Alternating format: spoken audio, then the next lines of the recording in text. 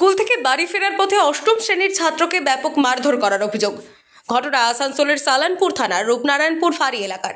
ওই ছাত্রের অভিযোগ, স্কুল ছুটির পর বাড়ি ফেরার পথে রূপনারায়ণপুর রেল ব্রিজ পার করে প্রতাপপুর গ্রামের রাস্তার মাঝে চারজন দুষ্কৃতী এসে ওই ছাত্রকে ব্যাপক মারধর চালায়, পাঞ্চ বেল্ট দিয়ে আঘাত করে এবং ওই ছাত্রকে চোখে গুরুতর আঘাত পায় ও মাথাতেও আঘাত পায় বলে জানান ওই ছাত্র। মারতে মারতে ওই দুষ্কৃতীরা ওই ছাত্রকে রেল লাইনের ধারে নিয়ে যাচ্ছিল, কিন্তু ওই এলাকায় সাধারণ মানুষ জমা হয়ে যায় এবং লোক দেখে পালানোর চেষ্টা করে। জখম ওই ছাত্রের নাম নবীন লাহা, বয়স 14। আমাকে যখন আমি স্কুল থেকে বাড়ি ফিরি, আমার school New Holland Public School, ওখান থেকে যখন আমি বাড়ি ফিরছিলাম তখন রাস্তায় আমাকে তিনটে লোক ছিল। ফার্স্টে ওরা ধরে আমার চোখে এসে মারছিল বেল্ট ফেল্ট দিয়ে। তারপর আরেকটা লোক এলো, ও ধরে নিল আমার হাত টাত, রেল লাইনের ধারে নিয়ে যাচ্ছিল। তা করতে পাবলিক জমা হয়ে গেল ওখানে পুরো। ফির তারা এসে বললো, তো ওরা ভয়ে পালাচ্ছিল। কেন তোমাকে মারধর করা হলো? তাদেরকে তুমি চেনো? না, আমি তাদেরকে চিনিনি। কি কারণে তোমাদেরকে মারলো? কোনো বলেনি। মারতে মারতে ওটার মধ্যে একটা ছেলে নাম বললো, তার গৌরব, পাটনাতে থাকে, বাস এতটাই আমাকে ওখানে বললো। জাস্ট ফার্স্টে তিনজন ছিল, ফির আরেকজন এসেছিল কোথার থেকে। বেল্ট ছিল, আর কোনো ওয়েপন ছিল তাদের সাথে। আমি 8 ক্লাসে। কোথায় লেগেছে তোমার? আমার এই চোখে লেগেছে, মাথায় মেরেছিল, এখানে ওগুলো ব্যথা হয়েছিল। তুমি কি স্কুল থেকে বাড়ি ফিরছিলে? হ্যাঁ, আমি তখন বাড়ি ফিরছিলাম। কোথায় বাড়ি তোমার? আমার বাড়ি। জানা যায়, তবে এলাকার মানুষের ওই চার দুষ্কৃতীদের মধ্যে দুজনকে পুলিশের হাতে তুলে দেয়, বাকি দুজন দুষ্কৃতী পালিয়ে যায়। এই ছাত্রের বাবা বলেন, কি কারণে মারধর বা আক্রমণ করা হয়েছে তা জানা যায়নি।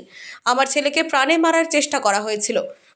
ঘটনাটা হয়েছে কালকে আমার ছেলে বাড়ি ফিরছিল স্কুল থেকে।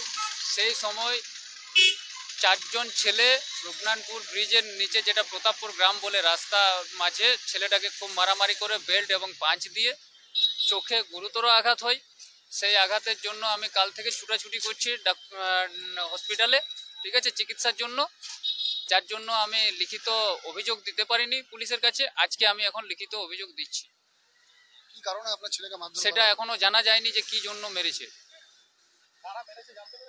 ছেলেগুলো এখন যে দুটো ছেলে, সেটা বাইরের ছেলে, পাটনা বিহার, যেটা শেখপুরা বলে কোনো জায়গা রয়েছে, সেখানকার ছেলে। বেল্ট দিয়ে মেরেছে এবং পাঞ্চ ছিল হাতে। পাঞ্চ ইউজ করার আগেই ওখানের স্থানীয় লোকজন জমা হয়ে যায়, তখন ওরা দৌড়ে পালানোর চেষ্টা করে। সেই সময় তেড়ে একজনকে ধরা হয়। হোলি এঞ্জেলস স্কুলে ছুটি হয়ে বাড়ি ফিরছিল। কি চাইছেন এখন আপনার?